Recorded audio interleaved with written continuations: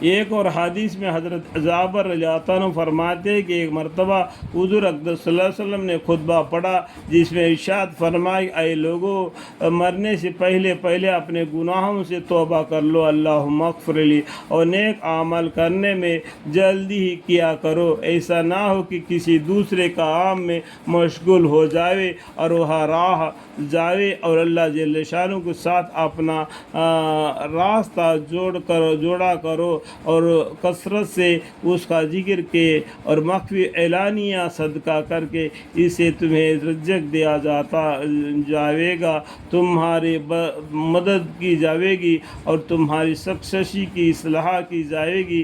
ایک حدیث میں ہے کہ قیامت کے دن ہر شخص اپنے صدقے کے سارے میں ہوگا جب تک کہ حساب کا فیصلہ نہ ہو، یعنی قیامت کے دن جب آفتاب نہایت ہی قریب ہوگا، ہر شخص اس کے صدقات کے مقدر سے سایہ ہوگا، جتنا زیادہ صدقہ ہوگا اتنا ہی زیادہ سایہ ہوگا۔ ایک دوسرے حدیث میں ہے کہ صدقہ قبروں کی گرمی کو دور کرتا ہے اور ہر شخص قیامت میں اپنے صدقہ سے سایہ حاصل کرے گا۔ اور یہ مضمون تو بہت سے روایت میں آیا ہے کہ صدقہ بلاؤں کو دور کرتا ہے۔ اس زمانے میں جب کہ مسلمانوں پر ان کا اعمال کا بدولت ہر طرف سے ہر قسم کے بلا میں مسلط ہو رہے ہیں، صدقات کے بہت زیادہ کثرت کرنا چاہیے، بالخصوص جب کہ وہ دیکھتی آن کو عمر بھر کا اندھا خش کھڑے چھوڑنا پڑ جاتا ہے۔ ایسی حالت میں بہت اہتمام سے بہت زیادہ مقدر میں صدقات کرتے رہنا چاہیے کہ اس میں سے وہ مال بھی ضائع ہونے سے محفوظ ہو جاتا ہے جو صدقہ کیا گیا ہے، اور اس کی برکت سے اپنے اوپر سے بلائیں بھی ہٹ جاتے ہیں۔ مگر افسوس کہ ہم لوگ ان احوال کو اپنی آنکھوں سے دیکھتے ہوئے بھی صدقات کا اہتمام نہیں کرتے۔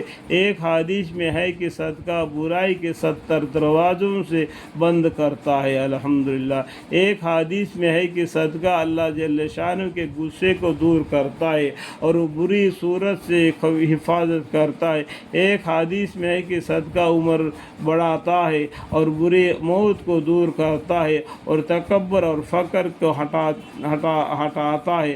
ایک حدیث میں ہے کہ حق تعالی شانہ ایک روٹی کا لقمہ سے ایک مٹھی بھر کھجور یا اور کوئی ایسی ہی کوئی معمولی چیز جس سے مسکین کو ضرورت پوری ہوتی ہو، 3 آدمیوں کو جنت میں داخل فرماتے ہیں۔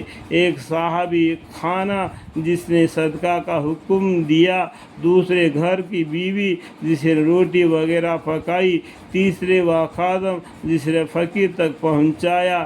یہ حدیث بیان فرما کر ارشاد فرما کہ ساری تعریف ہمارے اللہ کے لیے ہے جس نے ہمارے خادموں کو بھی ثواب میں مرغوب نہیں کیا۔ ایک مرتبہ حضور اقدس صلی اللہ علیہ وسلم نے دریافت فرمایا کہ جانتے ہو بڑا سخا و طاقتور کون ہے؟ لوگوں نے عرض کیا کہ جو مقابلہ میں دوسرے کو پھاڑ دے۔